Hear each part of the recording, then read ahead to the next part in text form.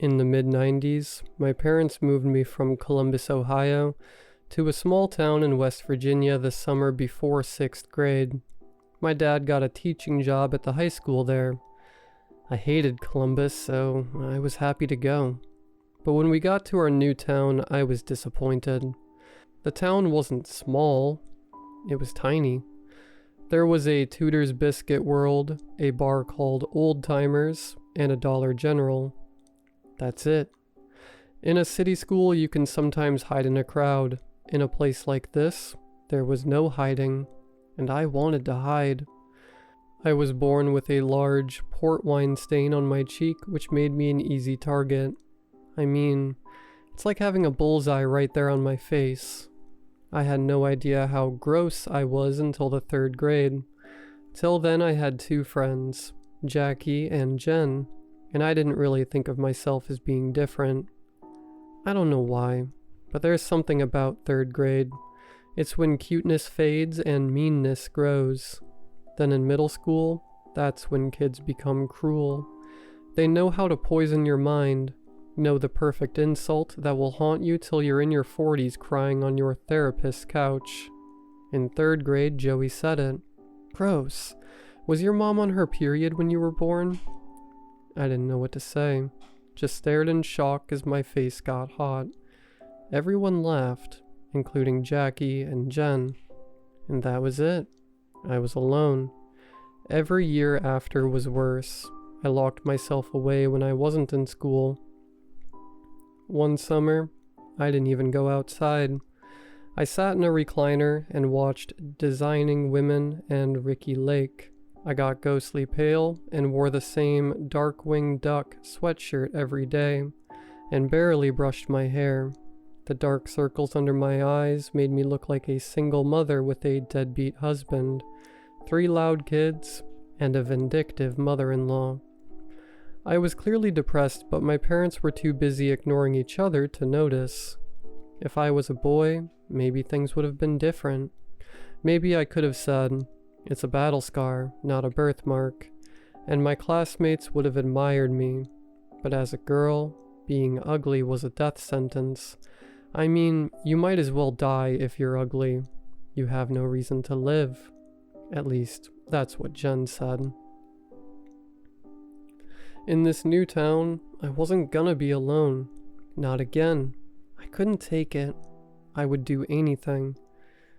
That first summer in West Virginia, I waited outside the Dollar General while my mom shopped inside, and that's when I saw a gang of kids on bikes ride past. Like they were the Hells Angels, a girl leading the pack. I looked at them and they looked at me, looking at them. They stopped. The leader spoke. "Hey, never seen you before." I tried to play it cool, but I was trembling. "I'm Nina." "Cool, I'm Pauline. This is my gang. We don't got a name. Don't need one." Pauline had striking dark hair and pale blue eyes. I figured of course they all followed her. She was beautiful. Later I would learn she was ruthless. Had the kind of mean streak only someone with a drunk dad could have. She was tough. Had to be. She was a survivor. And that's exactly the kind of person you wanted on your side. Pauline told me all about her gang, while the others quietly nodded along. They were family. They had each other's backs. No one messed with them. They got into stuff, smashing mailboxes, stealing candy, smoking cigarettes. I wanted in. "There's a hermit, lives right up there." Pauline pointed to a lone white house at the top of the hill. "She wears a black veil. Steal it, and you can join." Steal it? That's right. She comes out every night and goes to the woods. Follow her. Take it. I was silent. A girl with chapped lips spoke up. "I heard she wears it 'cause she lost her husband in the war." "What war?" No one knew. "No, she murdered him. Caught him cheating with the barmaid. Chopped him up and buried him in the woods." "That's what she does every night. Goes out to see him." "She didn't chop him up. He saw her face and dropped dead right then and there." red-headed boy with a gap tooth sneered. Yeah, her face is all burned up. Looks like melted taffy. Somebody threw acid on her. No, she was born ugly like that. Born ugly like that. I touched my cheek as it grew hot. I felt like everyone could see it glowing like an ember in a fire. Born ugly like that. That's what kids used to say about me. They kept talking, but I didn't hear a word. Finally, Pauline snapped her fingers. Soon as you bring it, you're in. And with that, they rode off.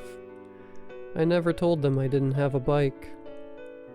That lonely white house, 2 stories tall and a saggy roof. There was something about it, something sad and dreadful.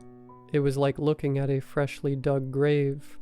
I stood across the street trying to get a peek at the woman inside. Maybe I could catch a glimpse of her moving past the window. The curtains were drawn so I'd only see her shadow.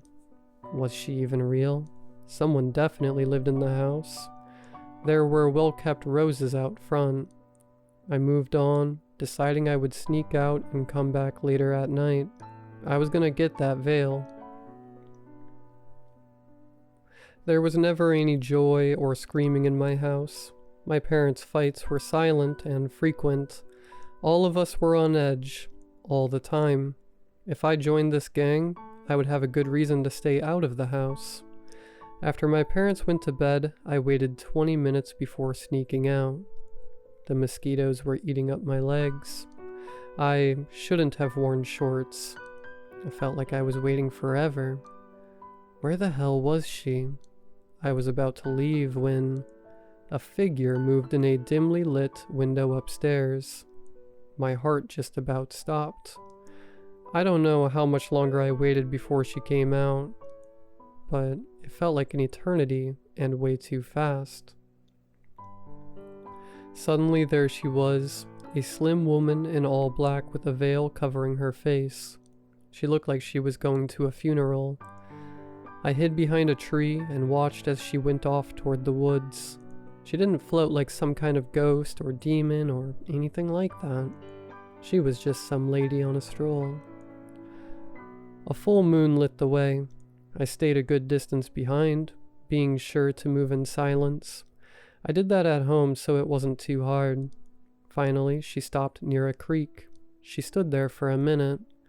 My whole body trembled. I almost forgot to breathe. I watched as she knelt down. What was she doing? It looked like she was digging something out of the dirt. Now was my chance. While her back was turned, I would creep up behind her and rip the thing off before she knew what happened. But I didn't. She was crying. I suddenly felt sick with guilt. She cried as she pulled something out of the dirt. Finally, I saw what it was. A head. I wanted to scream but couldn't. I wanted to run but couldn't. I just stood there frozen. Was this the head of her cheating husband? Through the veil, she kissed the head on the lips. I was finally able to move, running back the other way. Before I knew it, I was back home in bed. She's always been here. Some people say the town was built around her. My dad says she's the town's curse. We stopped by the creek. I pointed out a soft patch of dirt. Pauline gave me a look. Go ahead. I didn't move. Everyone stared at me. I got the feeling they thought I made it all up. Some of them seemed like they hoped I did. A pit in my stomach grew as I thought about my horrible future. If I didn't show them a head, I'd be branded ugly and a liar. I bent down and slowly wiped dirt away, scared as hell and ready to throw up, until a head revealed itself. A man's head, made of stone. Nothing more than the head of a statue. I was a little disappointed.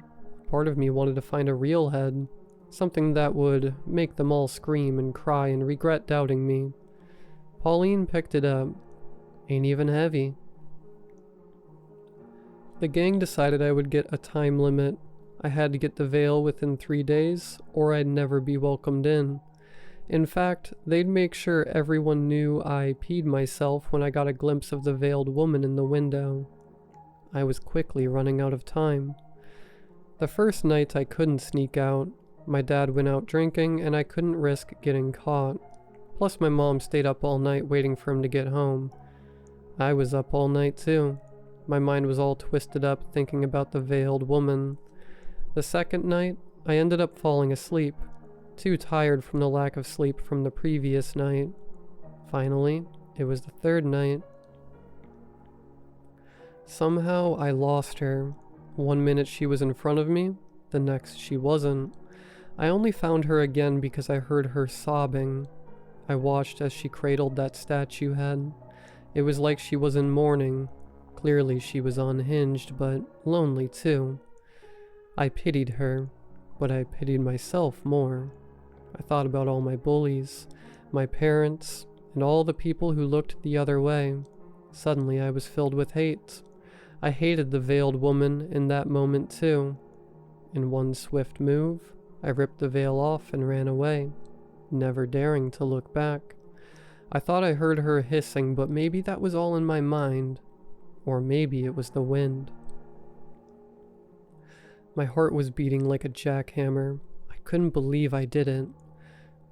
There it was in my hands. It was heavier than I thought it would be, felt expensive. Silk. Carefully I folded it up in a shoebox and hid it in my closet. I didn't sleep at all that night, or the following night. A whispering crowd had formed around old-timers, held back by a police barricade. Something like this had never happened in a place like this before. There were 3 new vans. The gang was there. As I approached, I noticed Pauline was missing. I kept the veil hidden in my backpack. What's going on? They all turned to me. No one said a word. What? I asked. Finally, one whispered, Pauline's dad died. I was shocked. How? The gang gestured at the bar. There were a couple statues standing out front. I didn't understand. I said nothing. Later I learned what happened. Pauline's dad, along with a couple of his drinking buddies, left the bar at night like they had many times before. A couple minutes later, a guy came out for a smoke and found them out there. Turned to stone. He spotted a woman in black running off. The cops were called. And that was it. The town was featured on Unsolved Mysteries and the National Enquirer. Some people thought it was an elaborate prank. Some thought it was a stone version of spontaneous combustion or something like that. Some thought it must have been the veiled woman. All the statues were destroyed except Pauline's dad. I heard they kept him in the basement. I only stayed a couple more years in that town. Never joined the gang. Never told them I had the veil. Pauline got sent off to live with her aunt in North Carolina. The veiled woman was also gone. No one knows where she went. The roses out front wilted and died. Someone spray-painted warnings all over her house. This place is cursed. But the warnings didn't keep people away. Some high school kids broke in and turned it into a party house. They found some old love letters and pictures. The letters were from a man named Jack, dated 1965, from Vietnam. Turns out her husband didn't die. He made it back home. Everyone passed around his pictures. He looked a lot like that stone head buried in the woods. A handsome guy. Still no one knows what the veiled woman looks like. Her face was scratched out. But now everyone knows her name. Evelyn. My parents divorced. I went back with my mom to Columbus, finished high school there. I made a few friends, but mostly kept my head down till I graduated. Went to OSU, but dropped out my sophomore year. I couldn't stop thinking about the veiled woman. It became an obsession. I've been tracking her for a while now through stories of people turned to stone. Last I heard, there was a family of 4 found in their front yard in Wheeling, West Virginia. So, I took 2 weeks off work to find her. I want to talk to her, get some answers, know her story. I want to apologize and return her veil. I keep it in that shoebox, tucked away in the closet.